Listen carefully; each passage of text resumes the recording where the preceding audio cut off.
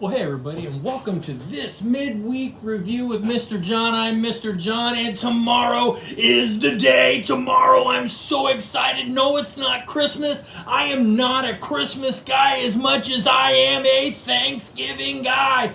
If you can't tell, I like to eat. And man, the food on Thanksgiving is just one of those days when it's just like everything is so good, you've got to eat it. And here's the dilemma. When you eat all that food, sometimes you got just maybe a little bitty crack right here, room for a piece of pie. And sometimes you don't, and sometimes you have to wait. And sometimes you have to make a plan to get that last piece of French silk pie. I don't know if you've ever had French silk pie, but my daughter makes this pie. It's kind of got this really nice Oreo crust, and then it's got a layer of this kind of cream cheese and whipped cream mixed together, and then it's got like a chocolate pudding level, and then it's got a Cool Whip level, and then it's got sprinkled on top. It's got all these little chocolate bits, and oh man, it's just to die for. I just love it so much. But here's the dilemma. It's like everybody has a plot against me. They get the pie before I do. So I come up with a plan. I try to come up with a plan every year. So I'll take a piece of that pie. I'll cut it out and I'll stick it somewhere and hide it. But sometimes it doesn't work out. Somebody finds that piece of pie and I don't get it. So I have to plan better for tomorrow. I got to get my French silk pie. But thinking of plots and plans, Haman came up with this huge plot to get to Mordecai, right? Last week we found out that Mordecai saved the king and then got praised and celebrated by the king, and Haman had to be the one to pull Mordecai behind him on a horse while everybody in the town just cheered and praised Mordecai. Remember? Well, since we last left Haman, he's been sitting there just brewing. Oh, that just makes me so mad. I can't stand Mordecai. I can't stand him. I got to do something. And those Jewish people too. I'm going to get them too. And he comes up with a plan that will just take out all the Jews and Mordecai by killing them. And he puts this into law that in 1 year's time, this law will take over and he will get to do anything he wants to the Jews. How did he get this plan? Well, he went to King Xerxes, Haman did, and he kept bad-mouthing and telling lies about the Jewish people. And it got Xerxes kind of worked up and said, hey, if these people were that bad, you do what you got to do. So Haman made this really horrible, horrible law. Well, word gets out that this law is coming in a year, and Mordecai hears about it, and he just is, it upsets him so bad. He gets so saddened by this, knowing that this law is going to just destroy him and his people, that he does something that we may think is kind of weird. He takes off his normal clothes and he puts on sad clothes. Did you know they had sad clothes back then? Yes, it was called sackcloth. And this was like really drab and nasty clothing that they would put on, that just everybody knew when they saw you in these clothes that you were upset, right?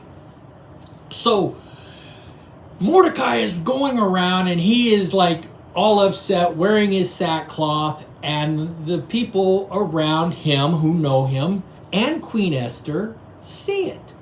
So they go to Queen Esther and they sit there and go, hey, your uncle Mordecai, he's out there he's sad. And he's wearing sackcloth. So Queen Esther, who loves Mordecai, who, Mordecai had raised her from a little girl, sends a messenger to Mordecai. And Mordecai, he goes to Mordecai and he goes, hey, what's going on? Queen Esther wants to know what's going on. So Mordecai tells Esther what is going on and that she needs to go to King Xerxes and talk to him to see if he would do something about it. So now the messenger comes back to Queen Esther, and she's like, oh my goodness, he wants me to do what? He wants me to go talk to King Xerxes. Oh, nobody goes and talks to the king unless they have special permission. I don't have permission to talk about this. And the last queen that didn't do what King Xerxes said got banished. I could get banished or I could get killed. What to do? What do I do? And she sends a messenger back to Mordecai and tells Mordecai exactly her trepidation, her hesitation. What do I do here? I can't go talk to him. And Mordecai tells Queen Esther something that I think we need to kind of remember. He goes, listen, I understand the dilemma you are in. And if you want to go to King Xerxes, that's great. If you don't, I'm just telling you that it's going to affect you anyway, because they're killing off all the Jews. They may not hurt you, but they're killing off all your heritage, your family, everybody. And it's going to affect you. And here's the thing I think we need to remember. He says this, perhaps you were made for a time such as this. Perhaps you were put in this situation for a time such as this. God working behind the scenes. Queen Esther hears this and she kind of sits down and thinks about it. And she sends the messenger back to Mordecai. Yeah, this messenger is getting his work in, right? He is going back and forth. You're going, oh man, this is how my legs are tired. But he does it and he gets the messages all sent. But he sits there and she tells Mordecai this. Okay, I am going to talk to the king. I am going to get in there, but I need you and the rest of the people to do something for me. I need you for 3 days to fast and pray. Because this is something that God needs to handle too behind the scenes. So I'm going to tell you the rest of the story. It's so good. Next week. I'm going to tell you next week because this is such a great story. I got to stop here so you can tune in next week. So stay tuned to this same channel and we're going to go excited about how this story ends. It's going to shock you, I'm telling you. And next week, I will tell you if my plan to hide the French silk pie works or not. Because those guys are out to get me.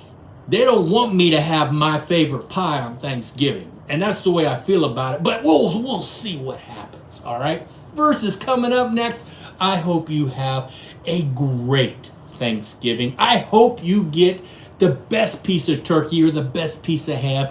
You get the mashed potatoes and gravy that you want or whatever it is you like to eat on Thanksgiving.